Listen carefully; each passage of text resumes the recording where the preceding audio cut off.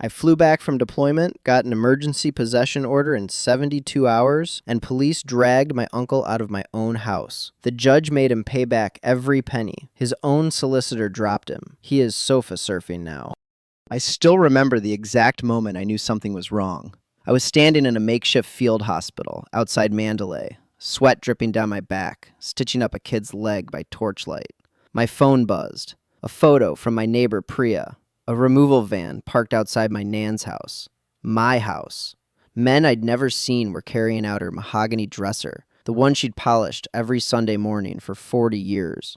And standing in the doorway, arms crossed, smiling like he owned the place, was my Uncle Ray. That photo changed everything. But I need to go back. My name's Callum. I'm 31. I'm a paramedic based in Bristol. And for most of my life, the only person who kept me steady was my nan, Margaret. My mom struggled with addiction when I was young, couldn't hold it together, so Nan took me in. Her terraced house on Gloucester Road became my whole world. The smell of shortbread baking at 6 in the morning, Radio 4 humming in the kitchen, her armchair by the bay window where she'd sit with her crossword and a cup of Yorkshire tea every single evening. That house wasn't bricks and mortar to me. It was her. She passed 18 months ago, pancreatic cancer. I was her primary carer in the final months. Cut my shifts at the ambulance service to be by her side. Slept on a camp bed next to her hospital bed in the living room for 11 weeks. Changed her dressings. Held her hand. Watched her shrink. She left the house solely to me in her will. Not to her own 3 children. Not to Ray. Not to Aunt Denise. Not to Aunt Sharon. Just me.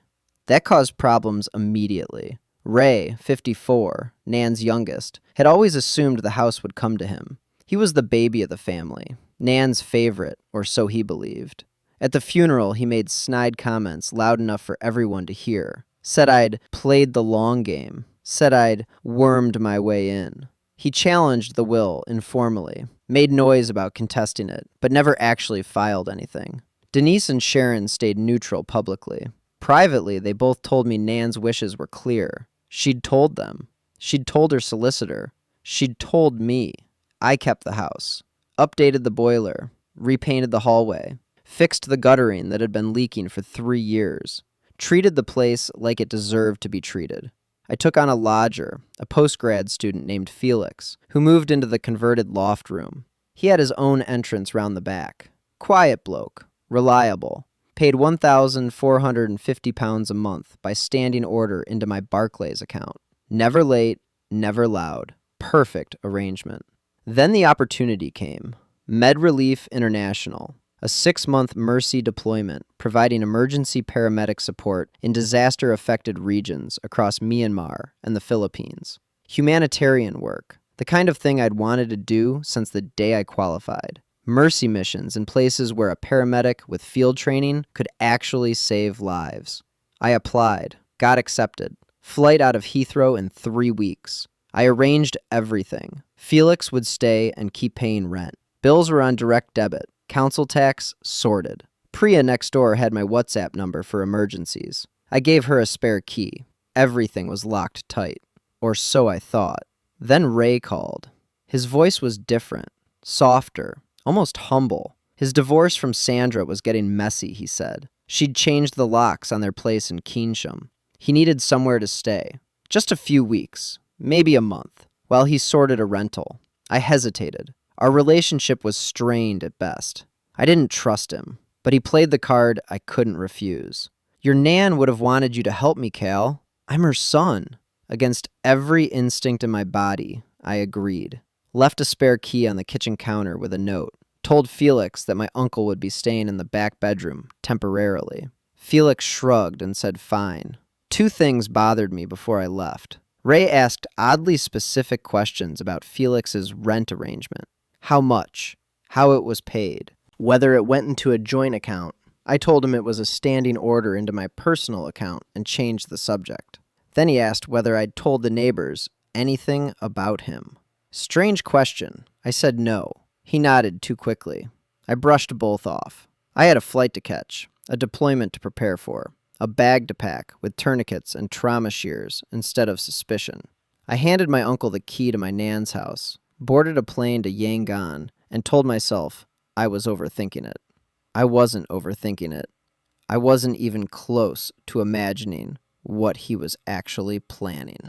5 weeks into the deployment, I noticed Felix's standing order hadn't hit my account. I checked my Barclays app 3 times. Nothing. I assumed a banking glitch. Connectivity was patchy out there. I was working 16-hour shifts in a clinic with intermittent power, sleeping on a foam mat between emergencies. I sent Felix a polite WhatsApp. "Hey mate, just checking in. Rent didn't come through this month. Everything all right?" No reply. Sent another a week later. Nothing. I tried calling. The number was disconnected. Not ringing out, disconnected. That prickle of unease I'd felt at the airport came back. Sharper now, like a splinter working its way deeper. I messaged Priya. "Everything okay at the house?" Her reply took 2 days because of the time difference and my signal dropping every few hours. When it came, it was a voice note, and her tone was careful, almost apologetic. The kind of voice people use when they're about to tell you something they wish they didn't have to. "Callum, love, I don't want to worry you, but there are different people living there now. A woman I've never seen answers your door, and I saw men with a van last Tuesday taking furniture out. Your nan's dresser, the bookshelf from the front room. I filmed some of it because it didn't feel right. I think you need to call your uncle." My stomach dropped. I was standing outside the clinic in 35-degree heat, and my hands went cold. I tried Ray's mobile immediately. It rang 5 times and went to voicemail. I tried again. This time he picked up, and the tone in his voice was something I'd never heard before. Casual, almost amused, like a man who'd already won. "Ray, what's going on at the house? Priya says there are people I don't know living there." "Calm down, Callum.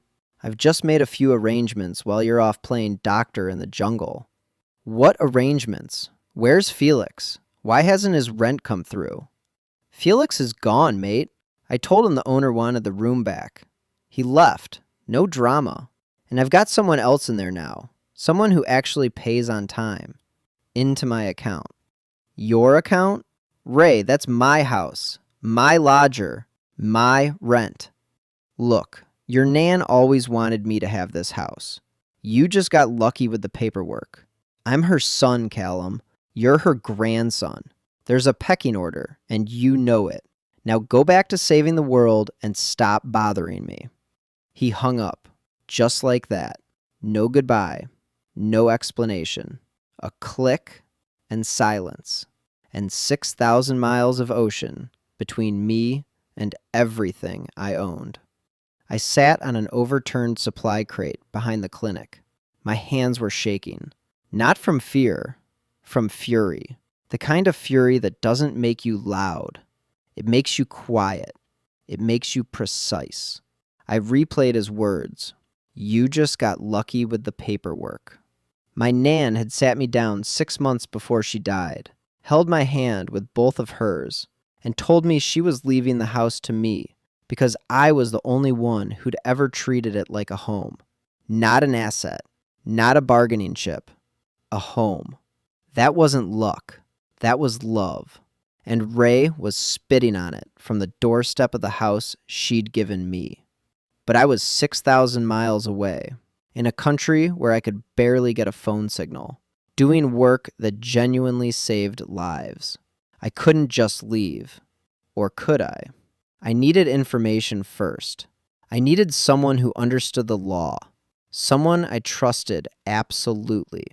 I opened WhatsApp and typed a message to my oldest mate from school, Declan Hargreaves, 30 years old, trainee solicitor at a firm in Clifton, the kind of friend who answered at 2 a.m. and never asked why. When he read my message, a wall of text, half panicked, peppered with screenshots of Priya's footage and photos of my empty bank statement, he didn't hesitate. His reply came within the hour. "Don't do anything yet. Let me pull the land registry records. Let me talk to Priya properly. Get her footage backed up somewhere safe. And mate, whatever you do, don't tip Ray off that you've got someone looking into this. Let him think you've given up. Let him think you're too far away and too busy to fight. That's our advantage. Declan had always been the calm one, the planner, the bloke who read the terms and conditions while the rest of us clicked accept. And right now, I needed a plan more than anything. What I didn't know yet, what Declan would uncover over the next 10 days, was that changing the locks and kicking out Felix was only the beginning. Ray hadn't just moved in. He'd built an entire operation inside my nan's walls. Declan worked fast, faster than I expected. Within 10 days, he'd assembled a file that made my blood run cold. Every page was worse than the last. First, the land registry. He pulled the records and confirmed what we already knew. I was sole legal owner of the property on Gloucester Road. No charge registered against it. No transfer application. No caveat filed. Ray had zero legal standing. Absolutely none. He was a guest who'd been given a key and turned himself into an occupier. Then the post. Declan filed a subject access request with Royal Mail and discovered that Ray had submitted a mail redirection from my address to a P.O. box in Bedminster. My Barclays statements, my council tax bills, my insurance correspondence, all of it rerouted. Every envelope that should have landed on my doormat for the past 2 months had gone straight into Ray's hands instead. It got worse. Using those forwarded bank letters, Ray had contacted Barclays. He'd used enough of my personal information, account numbers, sort codes, my date of birth, to pass basic security checks and attempt to add himself as a secondary account holder. The bank flagged the request and blocked it, but not before Ray had intercepted Felix's final 2 months of rent. That was £2,900. On top of that, the new lodger Ray had installed in the spare room was paying £675 a month in cash, straight into Ray's pocket. No record, no contract, no trace. Declan tracked Felix down through the university. Felix confirmed everything. Ray had knocked on his door one evening, 3 weeks after I'd left, and told him the owner was selling up. You need to be out by Friday. Felix, a quiet postgrad with no reason to doubt a middle-aged man holding a set of house keys, packed his things and left. Ray kept Felix's deposit too, £1,450. Claimed it was owed for early termination. Felix hadn't questioned it. He was 23 and didn't know better. Priya's footage tied it all together. 3 separate videos on her phone. One showing the removal van outside my house, and 2 men carrying Nan's mahogany dresser down the front path.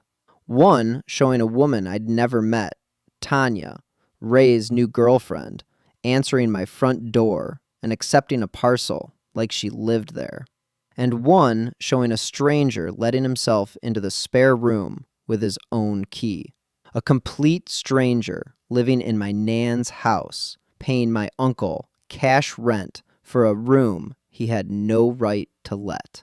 When I messaged Ray again, carefully, on Declan's advice, not revealing what we knew, he doubled down, sent me a voice note, cocky, almost cheerful, said he'd spoken to a solicitor mate who'd told him the will could be contested because Nan had verbally promised him the house dozens of times.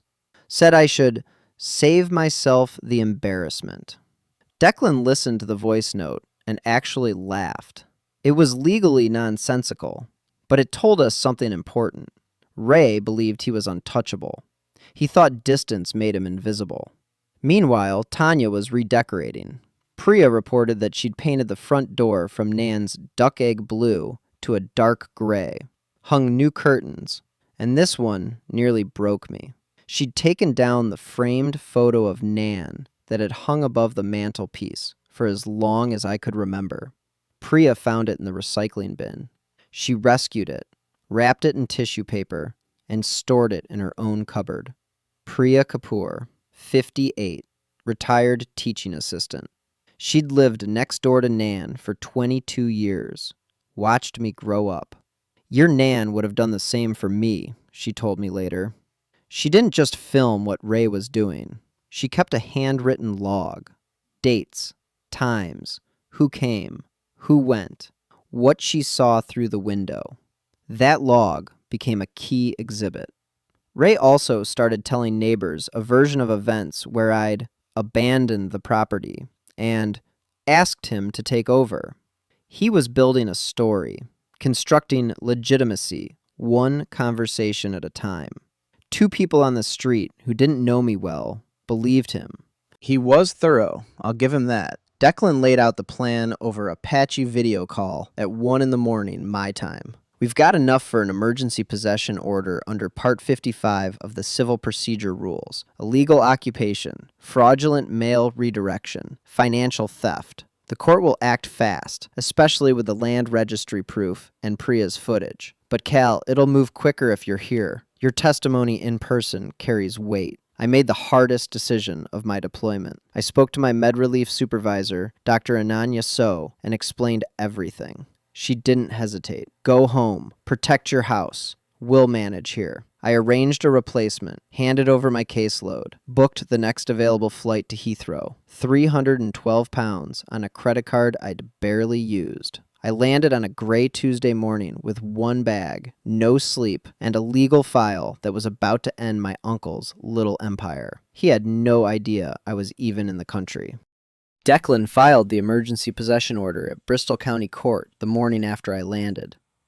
The judge reviewed the evidence bundle that same afternoon and expedited the hearing.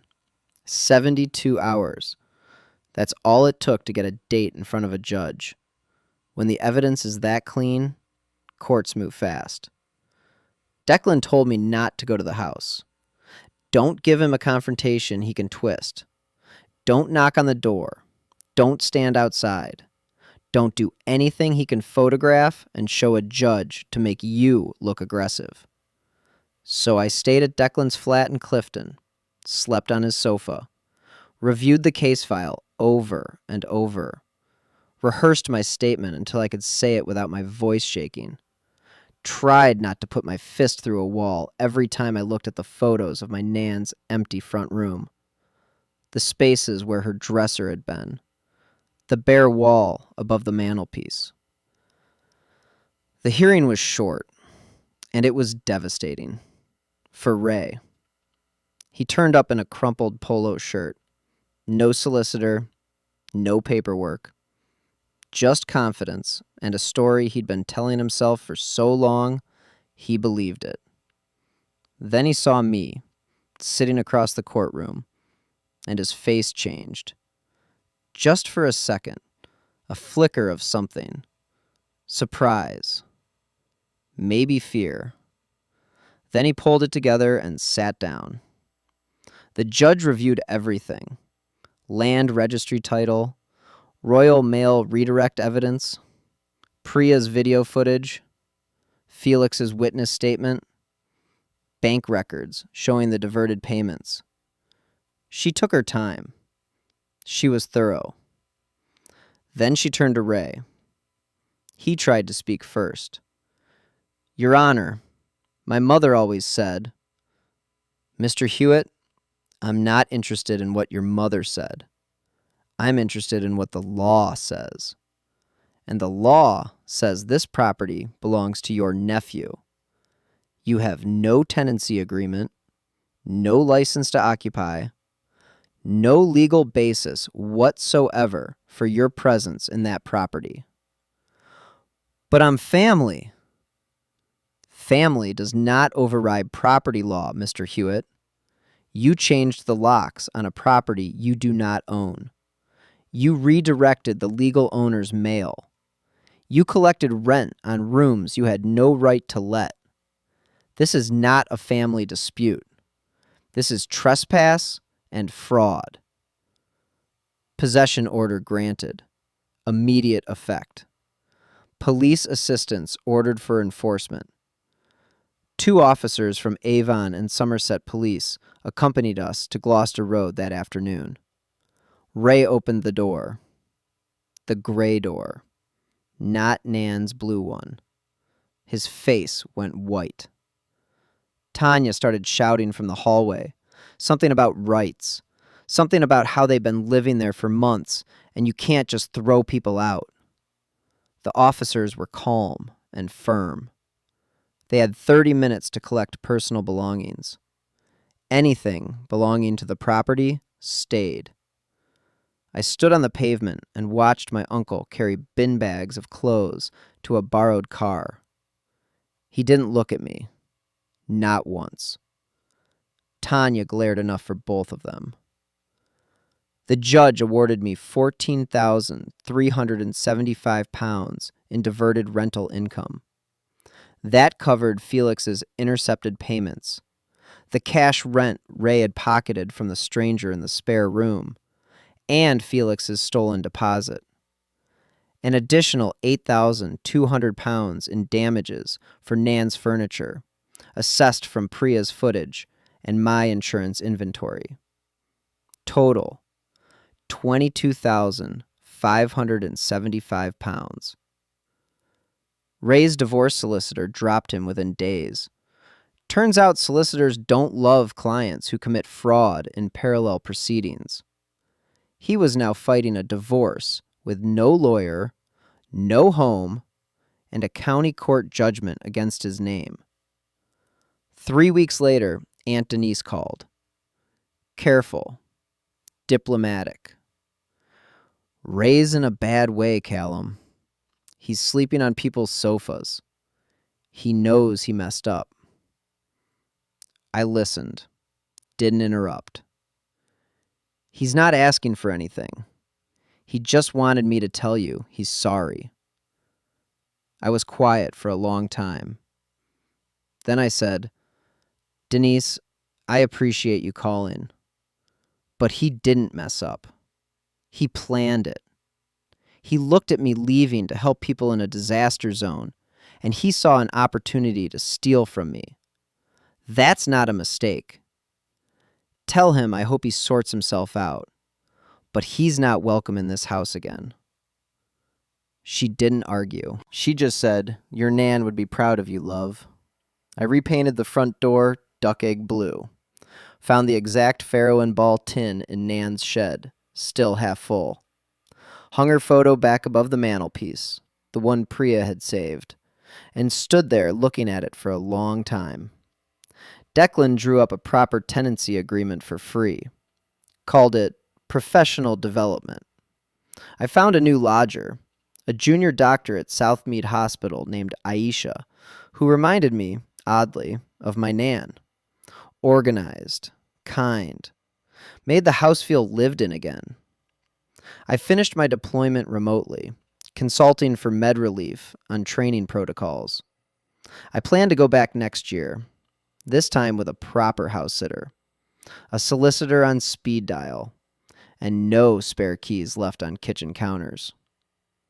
People ask me if I regret giving Ray that key. Honestly, no.